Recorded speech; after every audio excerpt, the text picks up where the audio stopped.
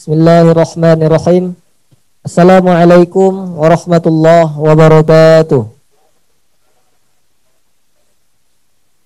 Alhamdulillahi bi ni'matil iman wal islam. Asyhadu an la ilaha illallah wahdahu la syarikalah wa asyhadu anna Muhammadan abduhu wa rasuluh alladzi la nabiyya ba'da. Amma ba' faqala ta'ala fil Qur'anil azim.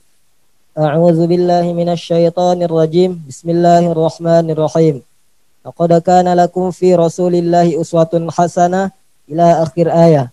Shadaqallahul azim.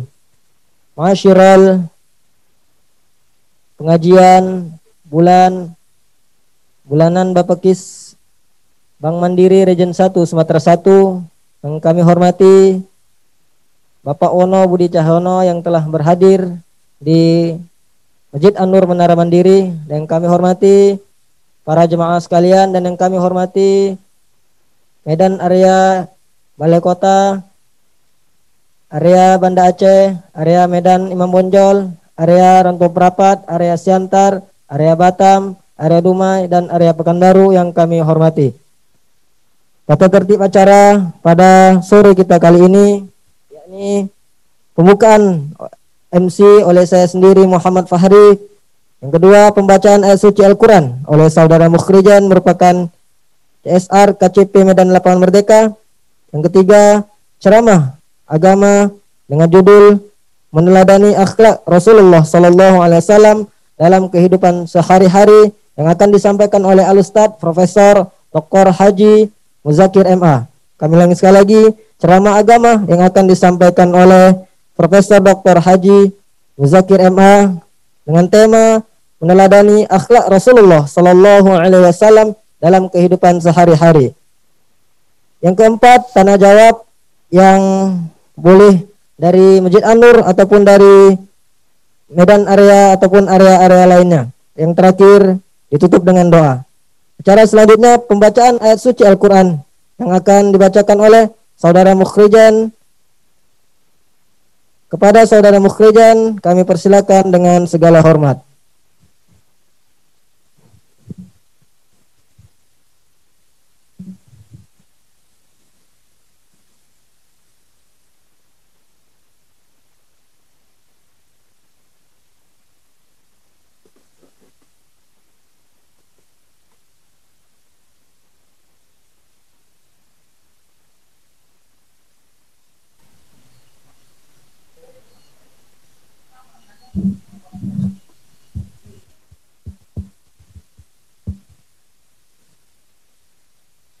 Assalamualaikum warahmatullahi wabarakatuh.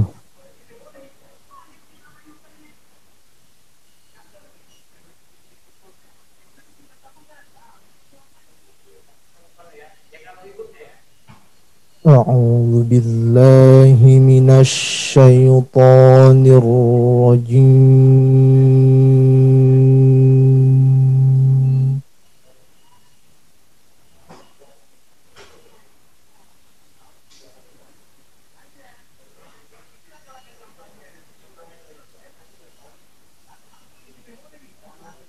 Bismillahirrahmanirrahim.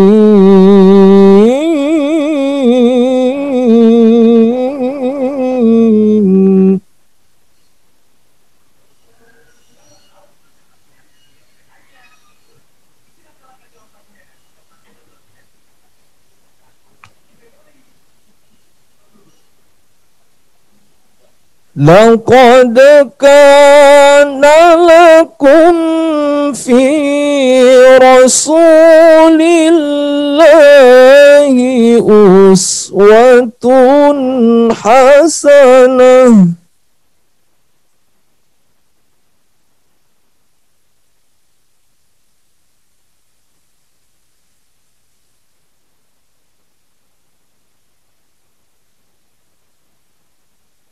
Uswatun hasanatun liman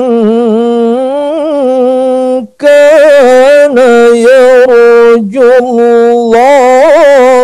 wal yawmal الآخرة وذكر الله كثيرا.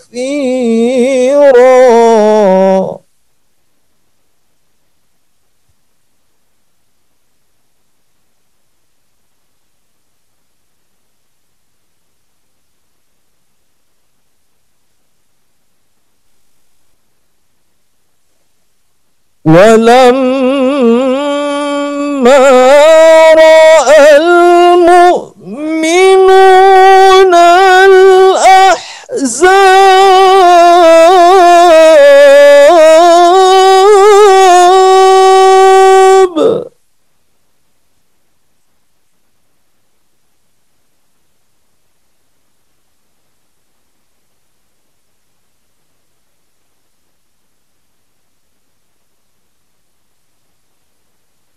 قالوا هذا ما وعدنا الله ورسوله وصدق الله ورسوله.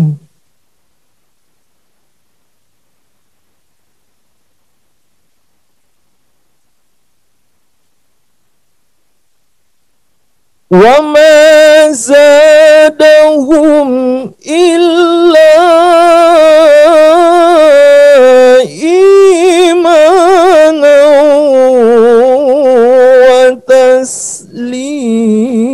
وتسليما.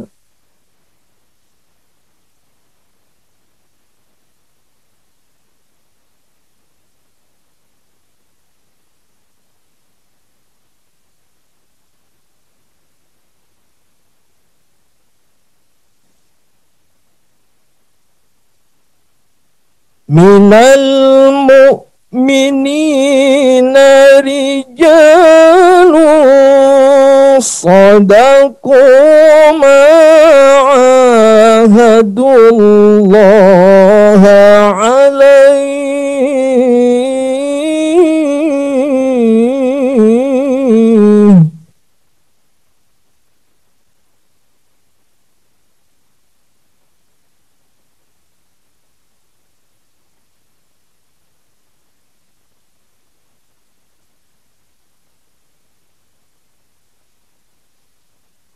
فمنهم من قضى نحبه ومنهم من ينتظر.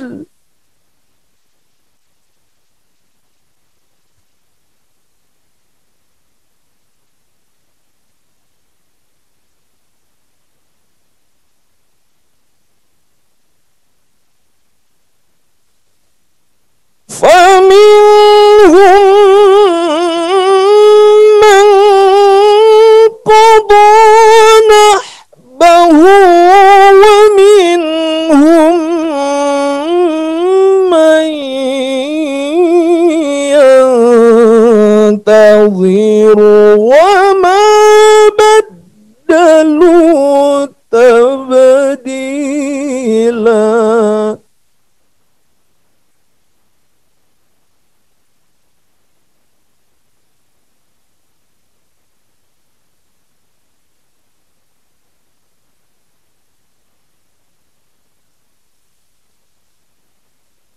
ليجزي الله الصادقين بصدقهم ويعذب المنافقين إن شاء أو يتوب عليهم.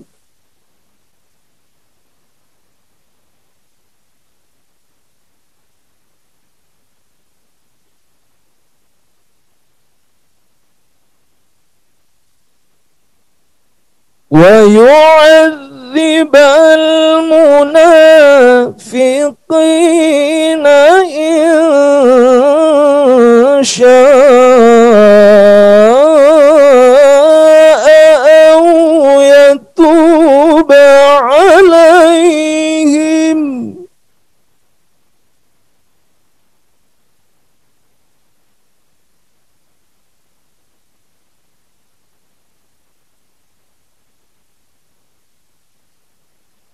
إن الله كان غفورا رحيما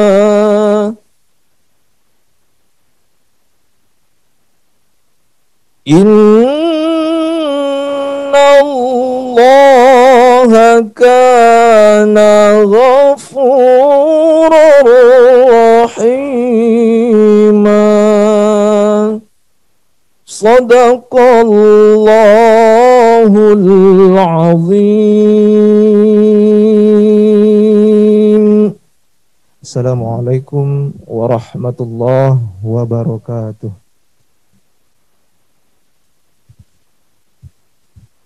Sadaqallahul azim. Terima kasih kepada Abangda Mukhrijan yang telah membacakan kitab suci Al-Quran, yang mana di dalam Quran Allah telah berfirman, wa idza quri'al Qur'anu fastami'u lahu wa ansitu la'allakum turhamun. Dan apabila Al-Quran dibacakan olehmu, maka diamlah dan dengarkanlah agar kamu mendapat rahmat dari Allah Subhanahu wa taala. Sekali lagi yang kami hormati Bapak Al-Ustaz Profesor Dr. Haji Muzakir MA. Acara selanjutnya ceramah agama yang akan disampaikan oleh Bapak Ustadz Profesor Dr. Haji Muzakir MA dengan tema meneladani akhlak Rasulullah Sallallahu Alaihi Wasallam dalam kehidupan sehari-hari. Kepada Bapak Al-Ustadz kami persilakan dengan segala hormat.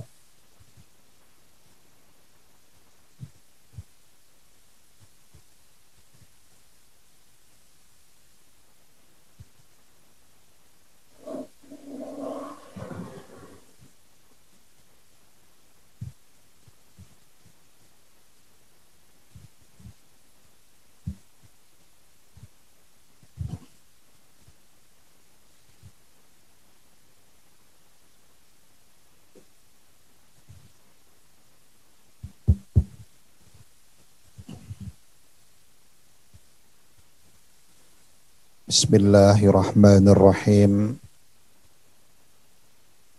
Assalamualaikum warahmatullahi wabarakatuh.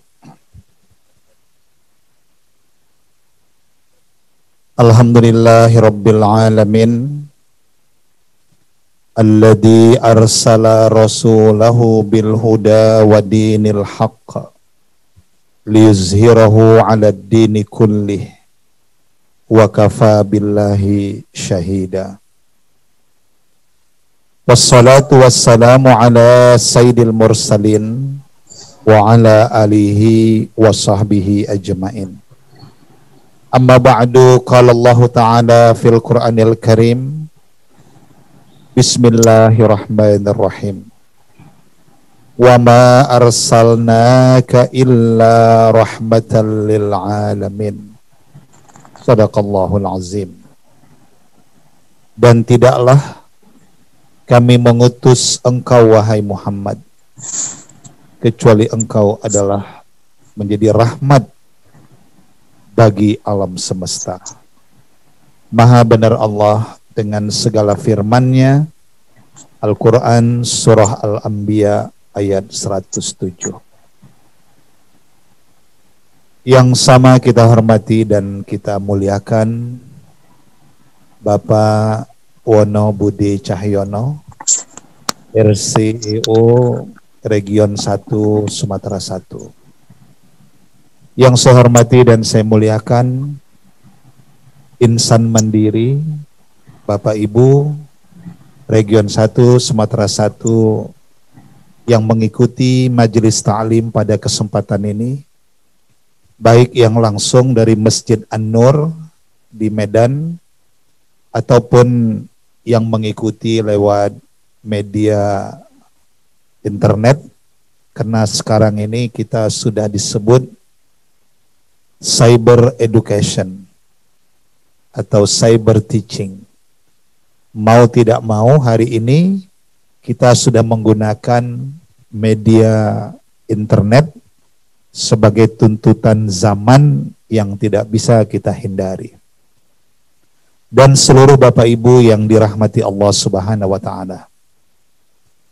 Alhamdulillah, pada kesempatan yang penuh dengan kesyukuran dan kebahagiaan ini, sebagai tanda cinta kita kepada Rasulullah Muhammad sallallahu alaihi wasallam, kita kembali pada kesempatan ini melakukan refleksi peringatan Maulid Nabi Muhammad sallallahu alaihi wasallam dengan tema meneladani akhlak Rasulullah sallallahu alaihi wasallam itu dalam kehidupan kita. Tema ini luar biasa. Bapak Ibu yang saya hormati, alhamdulillah yang hadir di masjid sudah cukup banyak ini. 1.000 orang dikurangi 970 maksudnya. Dan Bapak Ibu saya lihat sudah mencari posisi yang strategis. Ada yang bersandar dan ada yang tidak bersandar. Semoga yang tidak bersandar pahalanya lebih banyak. Pak Wono Budi Cahyono, lanjutkan aja Pak. Ini pahalanya lebih banyak yang tidak bersandar ya. Pak Adi Mulia juga sebagai ketua Bapekis kita pada acara hari ini. Bapak Ibu yang saya muliakan, saya ingin membahas dalam peringatan Maulid kali ini keteladanan pada diri Nabi itu yang bisa menjadi contoh. Karena salah satu misi kelahiran Nabi di bumi ini adalah innama bu'istu liutammima makarimal akhlak. Aku diutus Allah ke bumi ini adalah untuk memperbaiki moralitas. Dan moralitas ini menjadi persoalan yang sangat serius pada hari ini. Bahkan kita khawatir kalau masyarakat itu tidak lagi memiliki nilai moralitas. Itu akan membawa kepada kehancuran dan bencana besar. Ada beberapa hal yang perlu kita refleksi kembali. Dalam peringatan Maulid kali ini, khusus keluarga besar Insan Mandiri, Region 1, Sumatera 1. Saya ingin sampaikan setidaknya, ini terkait dengan keteladanan dan akhlak dari Rasulullah Sallallahu Alaihi Wasallam yang bisa dan saya pikir memang harus kita terapkan dalam kondisi kehidupan kita seperti hari ini. Yang pertama, Nabi Muhammad Sallallahu Alaihi Wasallam itu adalah pribadi yang luar biasa. Beliau orang yang cerdas, baik cerdas secara intelektualitas, cerdas secara emosional, cerdas secara spiritual, bahkan Nabi cerdas secara fisikal. Jadi pribadi Nabi itu luar biasa yang perlu kita teladani pada hari ini. Dan Bapak Ibu sekalian, tidak sedikit para ilmuwan, bahkan sebutlah para orientalis yang semula mereka tidaklah seorang muslim, bahkan akhirnya mereka bisa menjadi seorang muslim setelah mempelajari kehidupan Nabi Sallallahu Alaihi Wasallam dalam hidupnya. Ada satu peneliti barat yang menarik ya.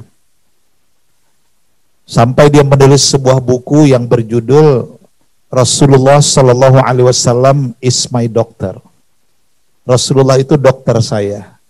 Karena si peneliti ini seorang dokter, warga negara Amerika, Dr. Jerry Degree. Sampai pada akhirnya dia memilih Islam setelah dia pelajari kehidupan Nabi Muhammad itu.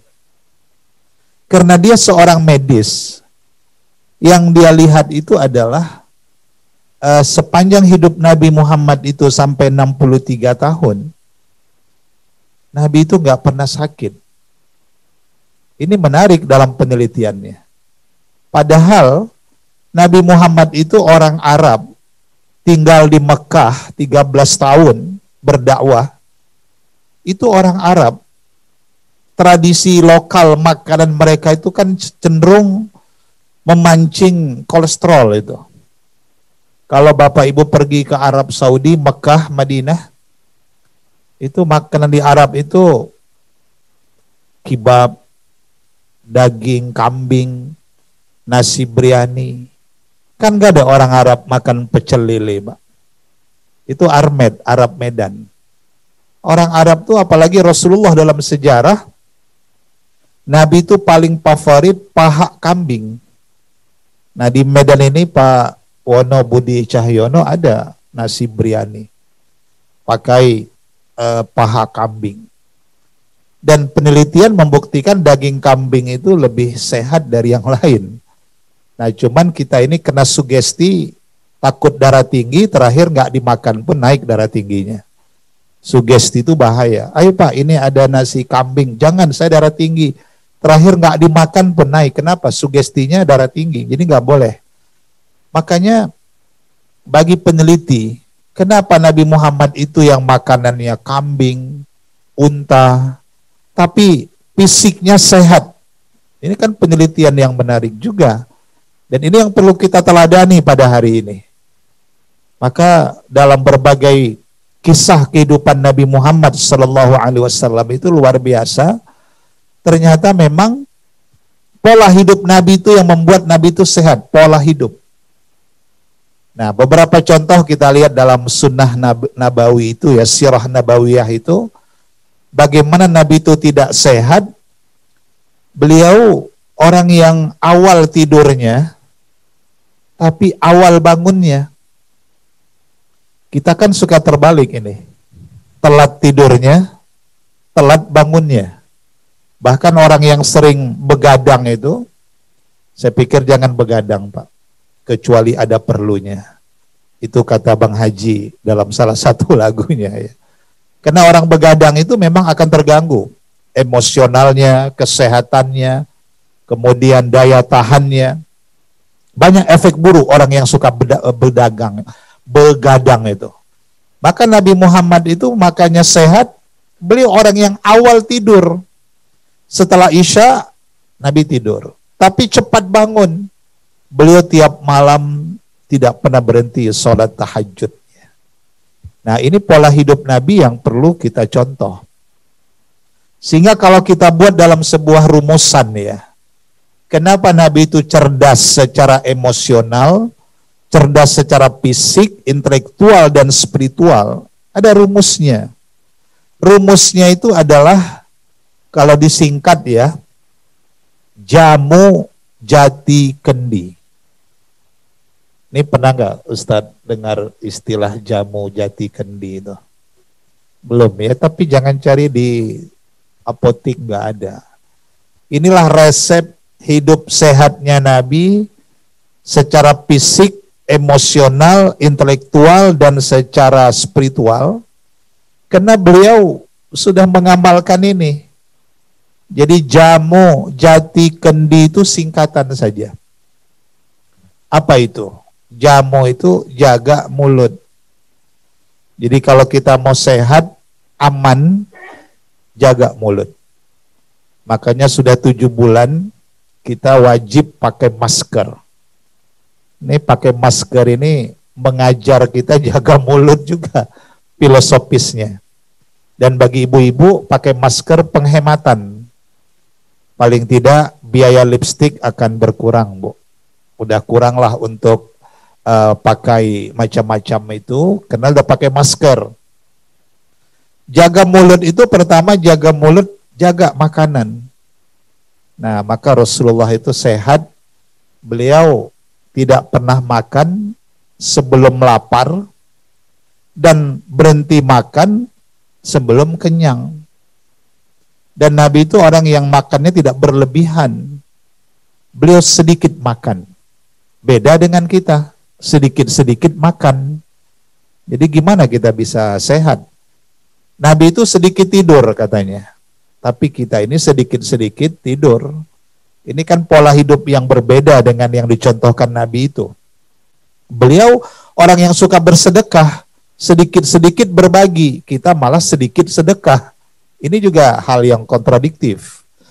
Nah, jamu itu jaga mulut. Pertama, jaga sumber makanan. Jangan kita makan sumber-sumber yang tidak halal. Jangan berlebihan. Apalagi kita yang sudah 50 tahun ke atas, secara medisnya itu kurangi 3G. Ini istilah saja. 3G itu gula dikurangin. Garam dikurangin. Gurih ya yang terlalu lemak dikurangin. Nah, itu yang diamalkan Nabi. Maka Nabi itu nggak pernah sakit. Makanannya kambing, unta. Tidak pernah ada catatan sejarah Nabi Muhammad darah tinggi, Nabi Muhammad kolesterol, nggak pernah. Dan bagaimanapun beliau pada masa 13 tahun di Mekah, dihadapkan pada ujian berat, tantangan, dakwahnya diembargo, Nabi mau dibunuh, diteror, diancam, bahkan mau dibunuh, dihina, diejek orang, tapi Nabi tidak pernah mengalami apa yang disebut dengan gegana, gelisah, galau, dan merana. Ini Pak Wono Budi Cahyono di Medan banyak istilah, Pak. Nanti kalau pergi ke restoran, ditawarin minum, Ustaz, ada jus Mesir.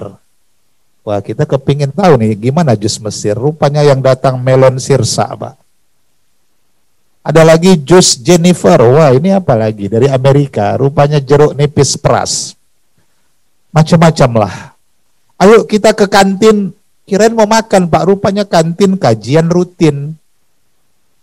Ada lagi yang ngajak, ayo Pak kita mau ngopi dulu. Rupanya ngopi disingkat orang juga, ngobrol penuh arti. Jadi supaya nggak ada yang sia-sia ya. Baik, jadi kita kurangilah yang seperti itu, jaga mulut.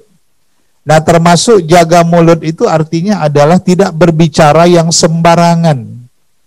Nah Rasulullah itu tidak pernah berbicara yang kasar. Manggil istrinya aja bagus Pak. Ini coba kita lihat sehari-hari. Ternyata dalam teori komunikasi dan psikologi, ini kalau kita manggil istri dengan panggilan yang baik, itu membuat istri itu awet muda. Dan cintanya akan lestari. Maka Nabi Muhammad itu lihat dalam sejarah. Itu memanggil istrinya Aisyah itu kan panggilannya Ya Humaira. Panggilan manja lah. Ya Humaira itu yang pipinya kemerah-merahan, inner beauty ya. Jadi terlihat dari aura di wajah Aisyah itu. Ya Humaira, panggilan manja. Nah saya nggak nanya Bapak, gimana Bapak manggil istri saat ini? Ini Ustadz sudah berkeluarga ya? Hah? Oh belum ya, saya pikir harus disegerakan juga ini. Jangan terlalu lama ya, sudah datang virus corona, kita bahaya ini kalau tidak punya istri, karena sering di rumah. Karena kasus di Tasikmalaya, dampak di rumah saja, angka kelahiran meningkat Ustadz. Jadi jangan kita sia-siakan juga kesempatan itu ya. Bapak Ibu yang saya muliakan. Nabi manggilnya bagus. Ini hal yang sepele. Tapi kalau ini kita abaikan, berdampak tidak baik. Kita kadang-kadang maaf ya Pak, jujur, kena istri udah nggak langsing manggilnya ndut sini dulu. Gimana dia bisa awet muda? Gimana dia bisa lestari cintanya? Manggilnya aja udah salah. Kena kulitnya nggak putih, manggilnya sini dulu, Hajarul Aswad. Waduh, dosa Pak. Panggillah dengan panggilan mesra, panggilan sayang. Lihat orang barat itu. My love, my honey. Macam-macam dia memanggil istrinya. Itu makanya kalau Bapak Ibu nonton Ainun dan Habibi, bagus juga. Jangan pengabdi setan aja yang ditonton. Itu Pak Habibie, almarhum ya, Presiden Indonesia yang ketiga. Beliau manggil almarhumah Ibu Ainun itu kan my white sugar. gula pasirku, saking manisnya Bu Ainun di mata Pak Habibie. Kita kena terlalu cerewet, istri manggilnya cabai rawitku ya. Macam mana nggak tambah pedas begitu. Ini hal yang sederhana sekali. Keteladanan pada diri Rasulullah itu yang pertama, jamunya itu hebat, jaga mulutnya. Nabi itu nggak pernah berkata-kata yang kasar.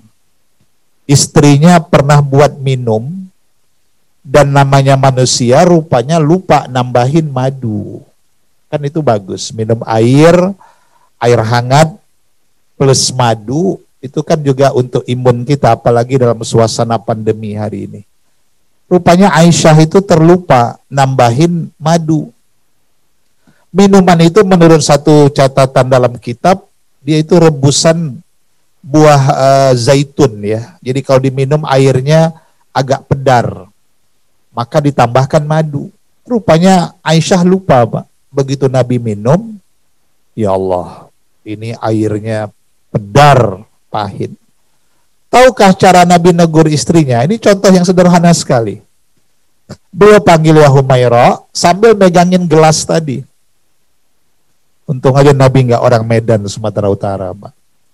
Cara negurnya dia katakan, istriku, udah lama ya kita nggak pernah minum segelas berdua. Aku ingin hari ini kita minum berdua. Kalau bahasa kita kan, coba kau rasakan dulu ini ya. Tapi kan kasar, Pak. Jadi Nabi itu kehebatannya membangun sebuah komunikasi yang beradab. Itu luar biasa kata-kata Nabi itu. Sama orang-orang yang menzaliminya pun, malah Nabi mendoakannya. Ini perlu hari ini. Jadi kalau ada orang yang zalim, itu berapa kali Nabi di Mekah mau dibunuh, dilempar batu di Bukit Taif dalam sejarah, malaikat sudah nawarin, bagaimana Muhammad kalau perlu saya angkat Jabal Uhud, kita angkat batu ditimpakan mereka. Nabi tidak memilih untuk balas dendam, tapi Nabi katakan jangan, kasihan. Mungkin kalau kita ya Ustadz ya, dilempar orang, ditawarin gimana nih Ustadz, perlu nggak diangkat Gunung Sibaya? Mungkin kita bilang mainkan aja itu, karena kita dendam pada orang lain. Tapi Nabi katakan jangan. Lantas diapakan mereka Muhammad? Nggak ada, saya doain aja. Udah dilempar batu, yang melempar didoain. Doanya bagus. Allah mahdi qaumi fa innahum la ya'lamun. Ya Allah, berikan hidayah, berikan petunjukmu kepada mereka itu, mereka belum sadar. Nah begitulah kita hari ini. Ketika kita lihat kezaliman, ketika kita lihat ada orang yang jauh dari hidayah Allah, ketika orang yang masih bermaksiat, doakan. Ya Allah, sahabatku si fulan, dia belum sujud kepadamu ya Rabb. Berikan dia hidayah, sadarkan dia, kembalikan dia ke jalan yang benar. Maka dalam hidup ini, salah satu amalan ya, ini hal yang kecil Bapak Ibu sekalian, amalan kecil tapi mulia, selalu mendoakan saudara-saudara kita. Ini bagus kita amalkan ini. Misalnya Bapak, nanti Ibu lihat di jalan pulang dari kantor, ada pedagang, waduh, ini pedagangnya belum laku jualannya ini. Doakan, ya Allah, semoga pedagang itu laris jualannya. Walaupun kita nggak beli misalnya, doakan. Kita lihat, kita dengar kabar kawan sakit, belum sempat menjenguk, doakan ya Allah, semoga sahabat hamba si fulan itu engkau sembuhkan. Berapa lamalah mendoakan orang. Ibu lihat teman ada yang badannya terlalu kurus, didoain Bu. Ya Allah, teman hamba terlalu kurus. Semoga dia sehat dan bisa badannya lebih berat dikit. Lihat teman yang terlalu gemuk, doakan juga. Ya Allah, teman hamba kasihan, terlalu berat badannya. Kuruskan sedikit ya Allah. Itu kan doa. Doa yang baik-baik kepada orang lain. Nah ini contoh keteladanan yang pertama. Bahwa Nabi itu adalah orang yang selalu cerdas secara emosional. Beliau juga tidak pernah marah. Nah ini penelitian membuktikan ternyata 5 menit orang marah-marah Pak, sampai wajahnya merah, mata merah, telinga merah, giginya pun merah juga. Ini marah-marah 5 menit. Ternyata efek 5 menit itu 6 jam ke depan sistem imunnya mengalami gangguan. Bisa terganggu yang lain-lain, jantungnya terganggu, pencernaannya terganggu, ginjalnya terganggu. Efek marah 5 menit. Maka Rasulullah itu katakan la taghdab 3 kali, walakal jannah. Jangan marah, jangan marah, jangan marah. Sorga tempat kembalimu. Maka orang yang paling cerdas itu sebenarnya orang yang sanggup menahan marahnya di saat dia marah tapi tidak marah. Ini luar biasa ini. Dan maaf ya Bu ya, secantik-cantik orang kalau marah jelek Bu. Apalagi yang jelek marah-marah. Gak bisa dibayangin itu.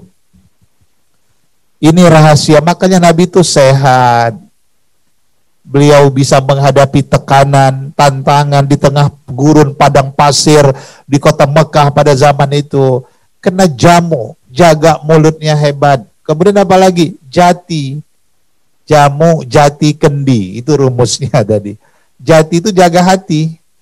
Ya itu tadi, beliau tidak dendam kepada siapapun. Beliau tidak pernah menyimpan dengki. Ini juga bahaya.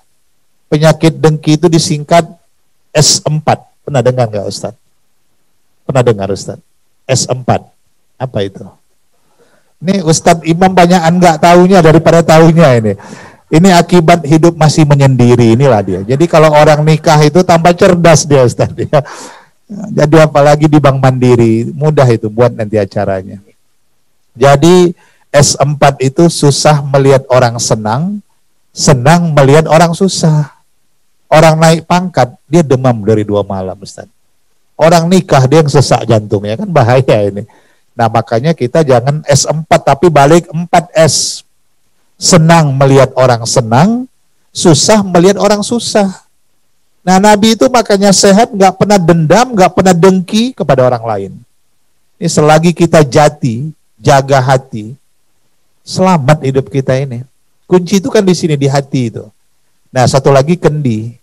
Jamu, jati, kendi. Kendi itu kendalikan diri. Pandai membawa diri. Nah sehingga hidup itu akan selamat. Jadi dia istilahnya survive anywhere lah.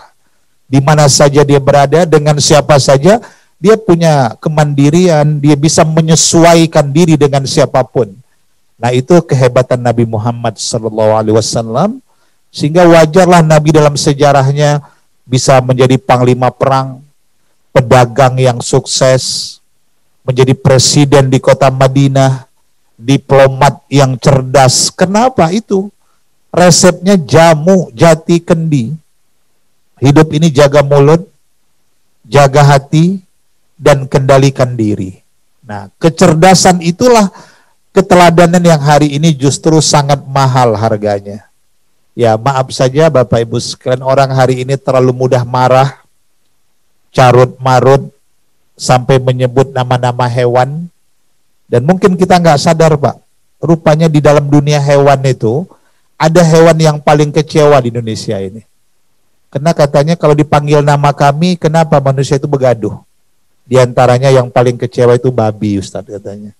Sampai babi ini maaf pernah komplain dan minta suaka kepada Raja Hutan. Pergilah komunitas babi menghadap Raja Hutan. Apa kata komunitas babi? Kami babi Indonesia kecewa. Kenapa? Lihat manusia begaduh, berkelahi. Kenapa nama kami dipanggil-panggil? Terlalu hinakah kali kami, kata babi Pak. Apa kata Raja Hutan yang bijaksana? Ya udahlah babi, sabar aja. Dasar manusia itu babi, kata Raja Hutan. Terakhir babinya pingsan, mau ngadu kemana lagi ini? Raja Hutannya malah bilang begitu ya. Nauzubillah min zalik, maaf. Artinya, betapa rendahnya peradaban kita kalau kita tidak mampu menjaga kecerdasan emosional kita, intelektual kita, fisik kita. Apalagi lihat Nabi dalam sejarah. Kenapa beliau sehat? Beliau orang yang suka jalan kaki, Pak. Nah itu Nabi kalau dalam sejarahnya ke masjid berjalan kaki. Nah maka orang yang rutinitas selesai subuh, jalan pagi, itu menyehatkan. Walaupun sekarang jalan pagi diganti dengan goes ya, orang bersepeda, sehingga harga sepeda melambung hari ini Pak. Berita terbaru di Jerman, stok sepeda habis, Ustaz. Karena masyarakatnya dalam kondisi pandemi bersepeda kemana-mana, menghemat biaya, menjaga kesehatan dan sebagainya. Itu fakta hari ini. Itu berita terbaru CNN ya. Sampai di Jerman itu sekalipun harganya sangat mahal, tapi tidak ada lagi dijual di toko. Ustadz punya sepeda nggak? Ustadz nih semua yang ditanya kebanyakan jawabannya tidak aja nih. Nah nanti Pak Wono Budi Cahyono siapkan Ustadz sepeda satu, termasuk untuk Ustadz Lukman juga Kori, dan saya lah satu lagi ya. Kebetulan belum punya sepeda, jadi biar kita pagi lapangan Merdeka, kan ada hari Car Free Day, kita naik sepeda Ustadz. Nah itu biar kita sehat juga. Nah itu jamu jati kendi. Jadi kecerdasan Rasulullah itu perlu menjadi contoh kita hari ini. Dan memang salah satu hari ini yang kita takut, orang terlalu cepat marah. Nah ini dia. Dan orang hari ini terlalu berani menyebarkan berita-berita yang membawa perpecahan. Mereka tidak jamu lagi, tidak jaga mulut. Nah sekarang luar biasa perang media, ya orang bisa saja nge-share ya, sesuatu yang kadang-kadang itu belum tentu benar. Makanya Al-Quran itu memberi peringatan kalau sampai kepadamu berita, apalagi berita dari orang yang gak jelas ini. Fatabayyanu, cross check, periksa dulu, jangan ikut nyebarin. Maka ada istilah dosa jariah itu, kalau kita ikut nyebarin yang gak baik, kita ikut nge-share yang menumbuhkan perpecahan, yang berdampak kepada perang saudara, yang bisa mengacau balau masyarakat, itu dosa jariah juga, karena gara-gara kita nge-share orang jadi perang. Hati-hati, jamu itu perlu hari ini, jaga mulut itu. Maka masker yang kita pakai, supaya kita bisa benar-benar menjaga lisan kita ini. Itu bahaya sekali. Kata Sayyidina Umar, orang yang terluka kena sebilah pisau ada obatnya, tapi terluka kena tajamnya kata-kata, itu belum tentu ada obatnya. Bahaya lisan, kena lisan, lidah tak bertulang. Tak terbatas kata-kata. Tinggi gunung, 1000 janji. Bisa sambung lagi Ustaz? Lain di bibir, lain di hati. Itu Ustaz ngaji aja gak pernah dengar lagu ya. Jadi lupa. Artinya bahaya lisan tuh Masya Allah. Na'udzubillah min zalik. Baik Bapak Ibu yang saya muliakan. Inilah yang pertama, akhlak Rasulullah yang harus kita teladani pada hari ini, yaitu disingkat dengan jamu jati kendi. Jaga mulut, jaga hati, kendalikan diri. Nah, orang yang bisa mengendalikan diri ini hidupnya selalu bersyukur dan selalu bersabar. Ketika diberi nikmat, dia bersyukur. Ketika belum mendapatkan nikmat, dia bersabar. Gak ada modal lain hidup ini, hanya dua. Syukur dan sabar. Lagi sehat, bersyukur. Suatu hari datang musibah, sakit, ya sabar.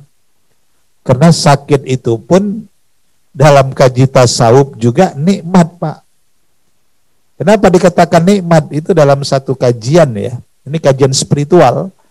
Orang yang sakit itu kan ada 3 yang dicabut dari dirinya. Pertama, orang sakit itu dicabut Allah keceriaan pada wajah. Pasti itu. Maka kita lihat, wah ini nampaknya kurang sehat ya, wajah kurang cerah, kurang bersemangat. Dicabut memang keceriaan di wajah. Ini alhamdulillah Bapak Ibu keluarga besar Insan Mandiri, saya lihat cerah semua wajahnya nih Pak Budi. Ini artinya sehat semuanya. Apalagi Ustadz yang di sebelah saya kan sehat. Yang kedua, orang sakit dicabut selera makan. Maka jangan ditawarin makan sama orang sakit. Kita kan baik Bu, kadang-kadang ketika suami sakit baru sibuk. Ini kepingin dimasakin apa hari ini, kepingin makan apa, lagi sakit ditawarin makan. Makanya kalau mau bawa makan jangan sama yang sakit, yang sehat. Karena orang sakit itu dicabut selera makannya. Nah yang ketiga, orang sakit dicabut Allah dosa-dosanya.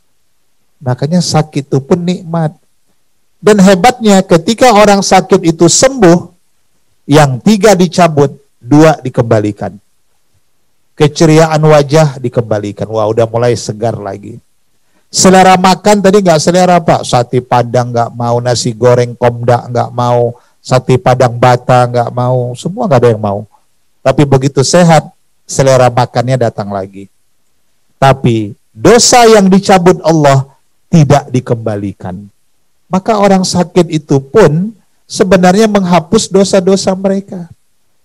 Baik Bapak Ibu yang saya muliakan, ini saya pikir keteladanan akhlak Nabi yang pertama yang harus kita contoh dalam refleksi peringatan Maulid hari ini. Nah yang kedua, akhlak Nabi yang sangat mulia itu adalah selain jamu jati kendi, yang kedua sikap amanahnya. Nabi itu jujur, trust, terpercaya. Nah maka hari ini juga, maaf, mencari orang-orang amanah itu seperti mencari mutiara di tengah samudera. Tidak mudah. Terlalu berani orang hari ini berkhianat dengan amanah itu. Ini hal yang tidak boleh terjadi. Makanya keteladanan Nabi itu, beliau sukses jadi pedagang sampai Khadijah dalam sejarah jatuh cinta kepada Nabi karena kejujurannya. Tidak pernah Nabi mengkhianati kepercayaan yang diberikan kepadanya. Nah, amanah ini berat. Sering ada ungkapan maaf, menjaga amanah sangat berat. Lebih berat dari menjaga Aminah. Aminah ini istrilah. Lebih berat menjaga amanah itu. Maka dulu para sahabat ketika diberi sebuah amanah, bahkan di zaman tabi'in ya, seperti di zaman Umar bin Abdul Aziz, kalau mereka diberi jabatan, marah kalimat yang mereka ucapkan itu innalillahi. Takut nanti kalau jabatan itu mencelakakan mereka kalau tidak amanah. Nah, Bapak Ibu, saya ada sebuah kisah inspiratif ya. Ini maaf. Ada potret gambaran ya. Kenapa hari ini orang nggak takut dengan amanah? Bahkan berebut kalau bisa punya amanah, punya jabatan, kekuasaan. Padahal Nabi pernah katakan, jangan pernah meminta-minta kekuasaan. Nanti engkau sulit dengan kekuasaan itu. Tapi kalau engkau diberi kekuasaan karena kemampuanmu, terima kekuasaan itu. Allah yang akan jadi penolongmu. Boleh. Jadi, ada sebuah ilustrasi nih, maaf. Kenapa orang hari ini tidak takut dengan jabatan, tidak takut dengan amanah, padahal Nabi sudah contohkan itu. Satu contoh kisah ya, inspiratifnya begini Bapak Ibu. Kenapa orang tidak takut hari ini? Ceritanya begini. Ada satu orang, maaf, kebetulan profesinya jualan pedagang monyet, Pak. Ini pedagang monyet. Monyet yang dijualnya ada 3 ekor. Datanglah satu orang pembeli, serius, Pak, saya mau beli monyetnya 1, berapa harganya? Transaksi. Apa kata pedagang? Boleh, Bapak kalau mau beli, tunjukkan aja mau yang mana ini, karena harganya beda-beda. Oh begitu ya, padahal hitamnya sama, jeleknya sama, kurusnya sama nih monyetnya. Tapi harganya beda. Baik, kalau gitu Bapak tunjuk, saya bilang harganya. Karena cuma 3 ekor, ditunjuk dari paling pinggir dulu. Nah yang paling pinggir berapa Pak? Wah, yang paling pinggir ini 3 juta, Pak. Kenapa mahal, Pak? Ini monyetnya sudah terlatih, Pak. Dia profesional. Bisa manjat kelapa, bisa nurunin kelapa. Karena sudah terlatih, jadi harganya mahal. Oh, begitu. Kalau yang di tengah, Pak, ini lebih mahal lagi, Pak. Ini 6 juta. Loh, kenapa lebih mahal, Pak? Lebih profesional lagi. Yang ini bisa manjat kelapa, nurunin kelapa, plus buka kelapa, sambil nyari kutu Bapak pun bisa juga. Karena lebih hebat ilmunya. Oh begitu ya. Yang terakhir, ini yang paling mahal Pak, 12 juta. Apalagi Pak kelebihannya? Kata pedagang itu, ini yang nomor 3 nggak punya kelebihan. Tapi kok mahal Pak? Karena yang nomor 3 ini bos dari 2 ekor monyet itu Pak. Karena yang 2 ekor itu nggak berani manjat nih kalau nggak ada petunjuk dari bosnya ini. walaupun nggak punya keahlian. Ini kan cerita ilustrasi, Pak. Nah, kisah itu mengingatkan kondisi kita juga. Betapa orang yang kadang-kadang tidak punya keahlian, tidak mampu berbuat apapun, tapi dia ingin menjadi pemimpin. Ini bahaya. Dan Nabi sudah katakan itu, apabila suatu urusan diserahkan kepada orang yang bukan ahlinya, tunggu, kehancuran akan datang. Ini ilustrasi pedagang monyet Lampung tadi, Pak. Jadi kena dia paling hebat, yang dua orang hebat monyet tadi pun bisa diaturnya, maka harganya sampai begitu mahal. Ini cerita amanah itu. Dan kita harus sadari, saya teringat satu nas hadis Nabi itu, al-amanah tajlibu rizqa. Ini kita pegang ini teladan. Ini akhlak yang harus kita amalkan. Orang yang hidupnya amanah, jujur, Allah datangkan rezeki kepadanya. Ini kunci hidup, selamat dia. Tapi wal khianah tajlibul faqra. Tapi siapa yang berkhianat, Allah datangkan kefakiran. Lihat potret bangsa kita. Siapa yang berkhianat, menyalahgunakan amanah, ya maaf, mau tidak mau berurusan dengan hukum. Harus diberhentikan dari jabatan, asetnya akan diusut. Nauzubillah. Itu sudah diperingatkan Nabi 14 abad yang lalu. Orang yang amanah, dia pasti akan didatangkan rezeki. Selamat hidupnya, tenang, bahagia. Nanti hari tuanya dia akan enjoy lah. Tapi siapa yang berkhianat, Allah datangkan kefakiran, hidupnya sesak, tidak bahagia, tidur pun tidak bisa, makan pun tak berselera. Untuk apa kita hidup lagi, Pak? Makanya saya sering bilang, maaf ya Bapak Ibu, ada orang memiliki harta, tapi tidak bisa menikmati harta. Ada, Pak. Dia memiliki harta, tapi tidak bisa menikmati. Makan pun tak boleh sembarangan. Yang boleh air putih, pisang kepok direbus. Ada orang tidak memiliki harta, tapi dia tidak punya pantangan. Hanya satu, Ustaz, pantangannya. Pantang terhidang, selesai. Jadi ada orang tidak memiliki, tapi menikmati. Ada orang memiliki, tapi tidak menikmati. Kalau Bapak Ibu setuju, biarlah kita memiliki, asalkan bisa menikmati. Setuju Bapak Ibu? Yang paling sedih, sudah tidak memiliki, tidak menikmati, Pak. Saya pernah lihat ada satu rumah luar biasa mewahnya. Ini ibu-ibu tahu, itu di dapurnya, Bu, pakai kitchen set paling mahal. Semua ada kristal Bohemia, Arkopal, apa lagi, Hankook, St. James. Kedaung nggak ada, Pak, produk lokal. Udah produk luar. Tapi begitu si ibu punya rumah makan dengan keluarga, apa yang terjadi? Kaget. Piringnya, gelasnya, ada merek, Ustaz. Ada merek Baygon, Indomie, Daya. Saking seringnya dia belanja dapat piring-piring hadiah. Itu yang dia makan. Begitu ditanya, loh, kok ini Bu piringnya gitu banyak itu di kitchen setnya? Oh jangan, itu sayang, itu limited edition katanya, nggak ada duanya. Terakhir meninggal ibu tuh, tak pernah dinikmatinya, berebut anak menantunya, pecah piringnya. Ini kan satu contoh, betapa manusia itu banyak diperbudak harta. Jadi sedikit orang yang memiliki harta, tapi kebanyakan hartalah yang memiliki mereka. Itu bahasa tadi, mereka memiliki tapi tidak menikmati. Nah, kita nikmatilah harta itu. Bapak Ibu sedang diberi amanah harta, berbagi pada orang lain. Banyak orang membutuhkan. Sedang diberi Allah kekuasaan, gunakan kekuasaan itu untuk kebaikan. Dan saya ingin katakan kepada Bapak Ibu sekalian, di sini Pak Budi juga hadir bersama kita, RCEO Region 1, Sumatera 1. Ternyata dalam Quran, itulah pentingnya kita paham tentang amanah. Ternyata apa yang kita miliki hari ini, jabatan, kekuasaan itu terutama, ternyata itu adalah kita sedang mewakili Allah dalam jabatan itu.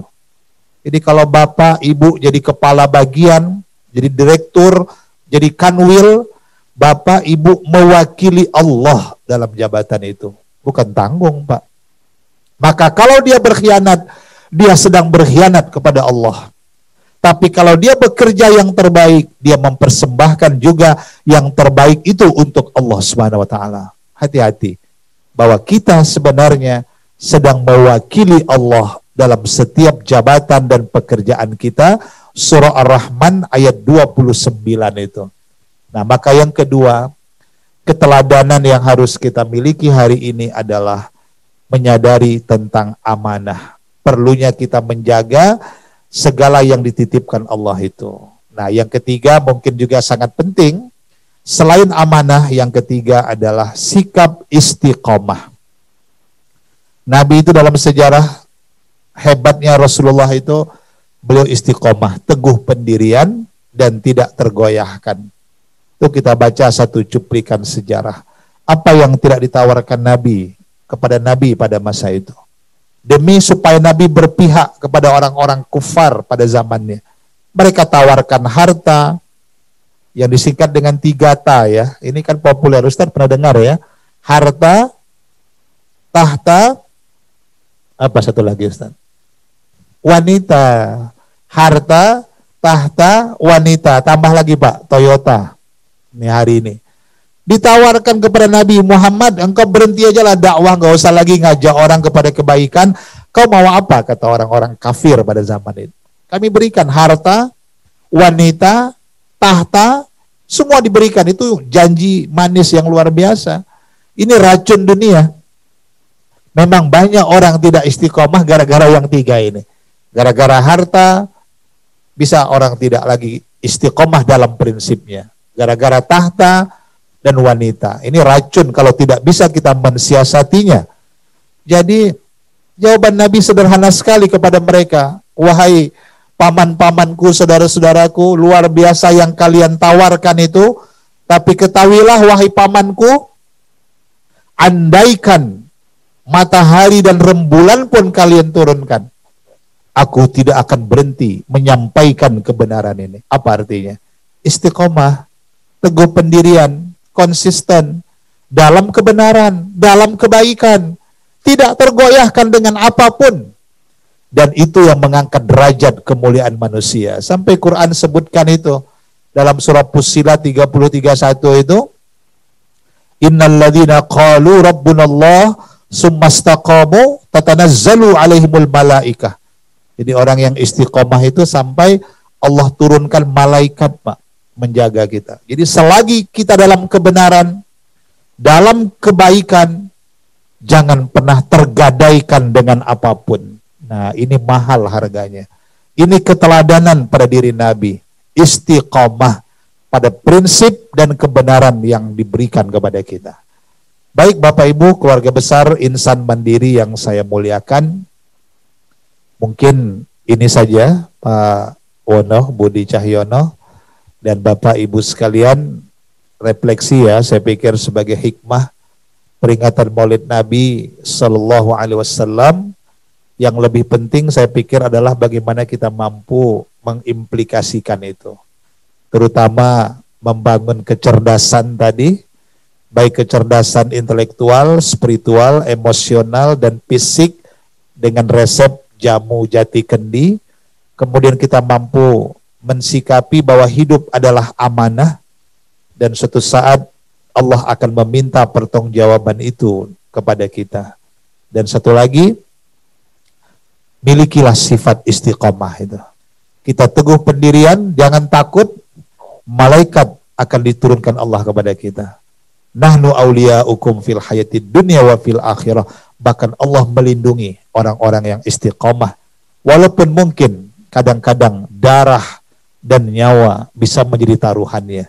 Tetapi kita yakin yang benar itu benar. Yang batil itu batil. Yang benar pasti akan Allah tolong. Yang batil pasti akan Allah hancurkan pada saat dan masanya. Allah Maha Tahu. Demikian yang dapat disampaikan, lebih dan kurang saya mohon maaf. Semoga kita mampu meneladani akhlak Rasulullah SAW dalam kehidupan kita. Terima kasih dan mohon maaf. Pulau Irian, Pulau Cendrawasih. Cukup sekian dan terima kasih. Billahi taufik wal hidayah. Wassalamualaikum warahmatullahi wabarakatuh. Syukran jazakallah kepada Bapak Al-Ustadz Profesor Dr. Haji Muzakir MA. Cara selanjutnya tanya jawab yang akan kami lemparkan kepada para jamaah. Ada yang mau bertanya? Alhamdulillah Ustadz, ada orang yang bertanya Ustadz. Lumayan banyak Ustadz.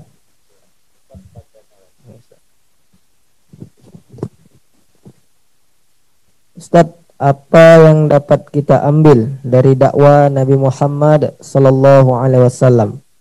Pertanyaan pertamanya Ustaz.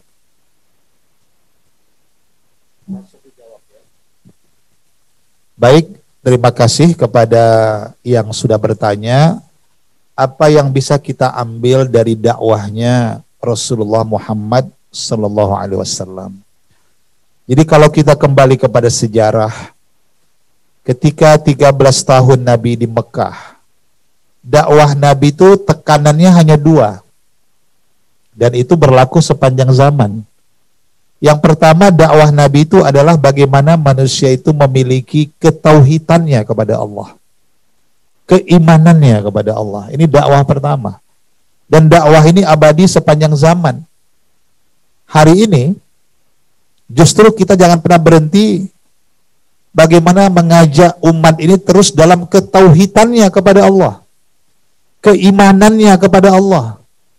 Karena kalau manusia tidak memiliki keyakinan kepada Allah, inilah yang disebut dengan the hollow man, manusia kosong, hampa, yang mudah stres, hidupnya tidak punya arah, dia merasa miskin walaupun punya harta, dia merasa terasing di tengah keramaian, dia mengalami kehampaan spiritualitas. Nah, maka hari ini dakwah Nabi yang harus terus kita kembangkan, mengajak umat kepada ketauhidan, yakin dia kepada Allah.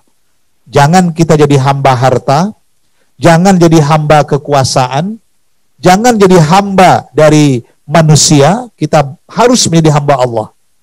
Ini yang pertama, dakwah ketauhidan. Yang kedua, dakwah Nabi yang harus kita kembangkan hari ini adalah dakwah moralitas.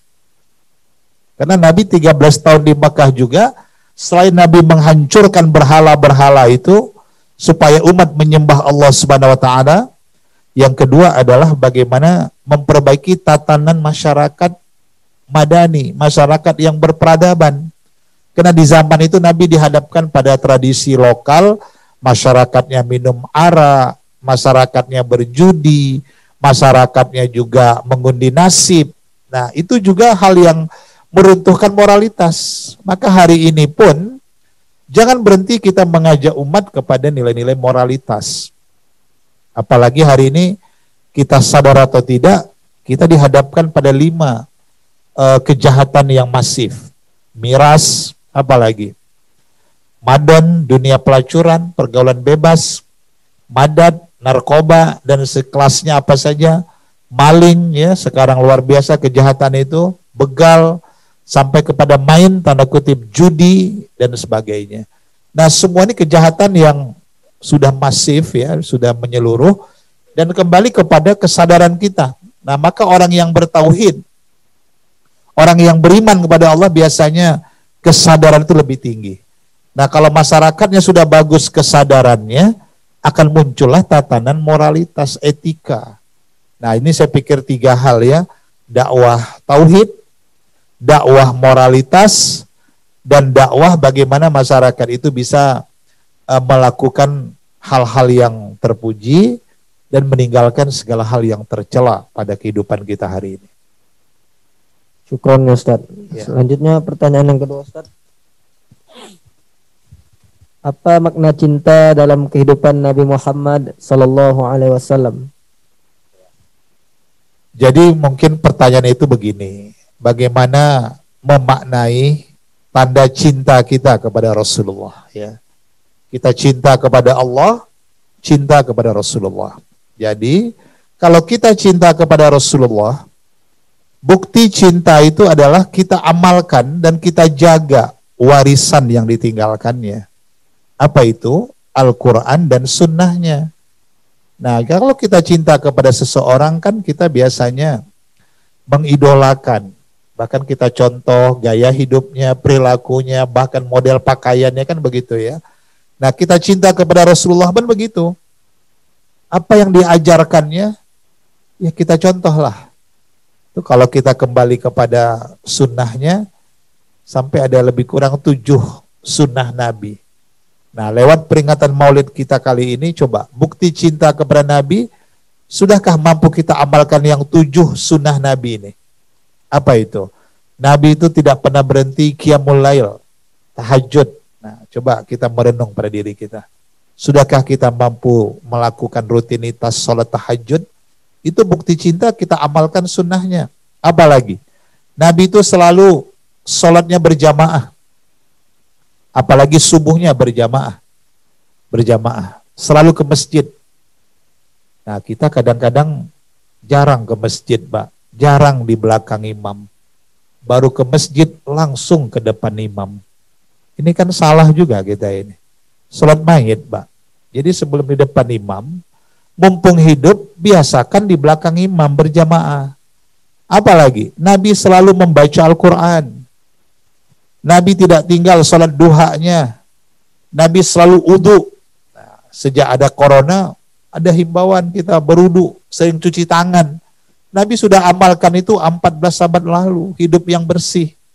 Apalagi, Nabi suka berbagi, bersedekah. Apalagi, Nabi orang yang suka beristighfar, selalu memohon ampunan kepada Allah. Nah, kira-kira begitu. Bukti cinta kepada Rasulullah, amalkanlah apa yang diajarkannya, sunnahnya, keteladanannya. Demikian. Ada lagi? Ada lagi Ustaz. Iya. Bagaimana peran orang tua dalam menceritakan dan mencontohkan akhlak mulia Nabi Muhammad SAW, sedangkan kita sibuk bekerja bahkan lembur di kantor, Ustaz? Baik ya, makanya hikmah COVID-19 kita supaya banyak di rumah juga. Ini kan pertanyaan ini mungkin dulu ya. Dulu memang kita terlalu jarang di rumah, Pak. Kita kerja sampai malam. Nah, itu memang harus terjadi perubahan dengan apa yang terjadi sejak COVID-19 ini. Nah, sebenarnya kita tidak juga boleh terlalu berlebihan dengan urusan dunia ini. Maka dalam salah satu ajaran Nabi itu kan, jadikan rumah itu bagaikan sorga bagi kita. Baiti jannati. Artinya hidupkan dalam rumah itu 3 hal. Supaya kita juga punya waktu mendidik generasi kita. Apa yang 3 hal itu? Hidupkan sholat berjamaah. Apalagi dalam kondisi pandemi kita di rumah, hidupkan rumah itu seperti masjid kita berjamaah. Kemudian hidupkan tadarus Quran. Yang ketiga, hidupkan makan berjamaah. Walaupun yang kita makan sederhana, Ustadz, cuman bawal, kakap, sate, udang, dan kepiting ya. Bukan menunya, tapi kebersamaan itu. Alaikum bil jamaah, fa innal jamaah barokah. Biasakan berjamaah, karena dalam berjamaah itu banyak keberkahan. Nah, maka salah kita kalau kita tidak punya waktu untuk keluarga, sesibuk apapun. Saya pikir ketika sholat subuh berjamaah, kita luangkan waktu.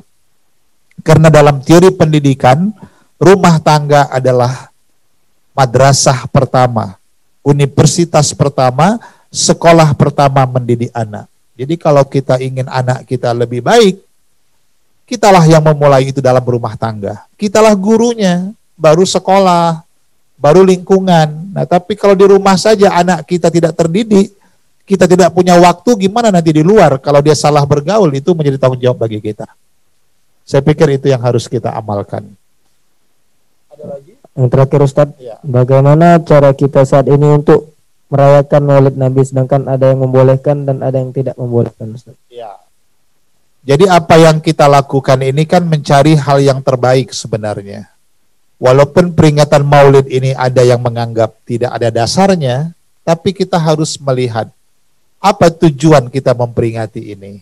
Nah, jadi kalau tujuan ini adalah untuk kemaslahatan umat, dalam pertemuan ini kita sampaikan sirah Nabi, sejarah hidupnya, bagaimana akhlaknya, dan dibacakan ayat-ayat Quran, saya yakin tidak ada yang bertentangan dalam hal itu. Nah, tetapi kalau kita merayakan itu, melakukan hal-hal yang berlebihan ya, misalnya kita dalam perayaan itu misalnya sampai melalaikan sholat, dalam perayaan itu kita tidak membangun rasa ukhuwah persaudaraan, tidak ada rasa kepedulian. Nah, maka banyak tradisi masyarakat kita di Indonesia ini, kalau ada maulid identik dengan kenduri, kan begitu Pak Wono biasanya. Itu kalau di Aceh orang maulid kadang-kadang sampai 3 bulan Pak.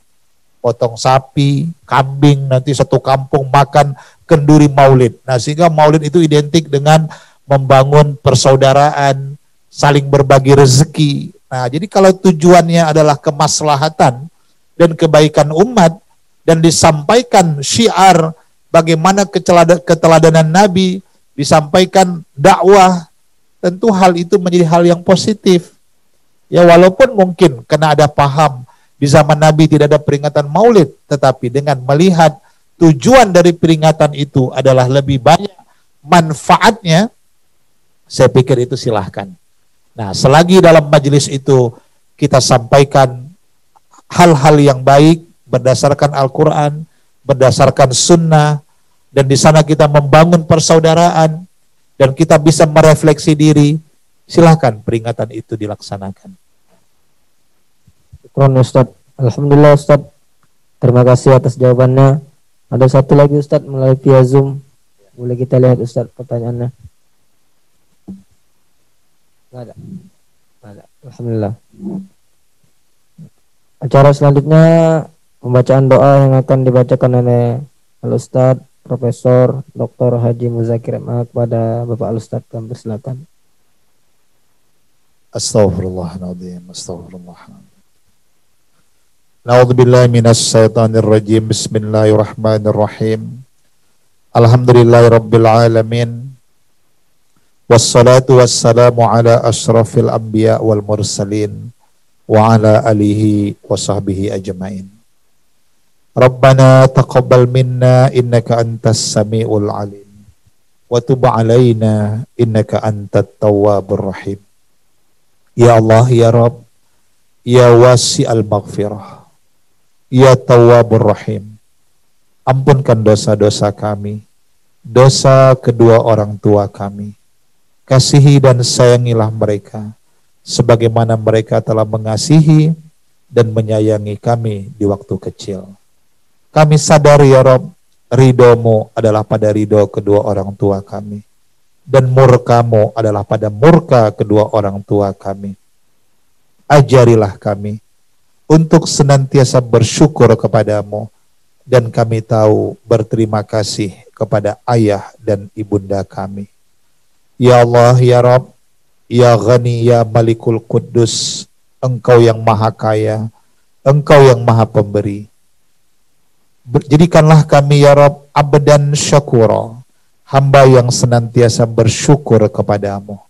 Kami sadar ya Rabb, tak mampu kami menghitung nikmat yang telah Engkau berikan kepada kami. Jadikanlah kami senantiasa bersyukur kepadamu dengan memaksimalkan pemanfaatan nikmat itu pada jalan yang Engkau ridhoi.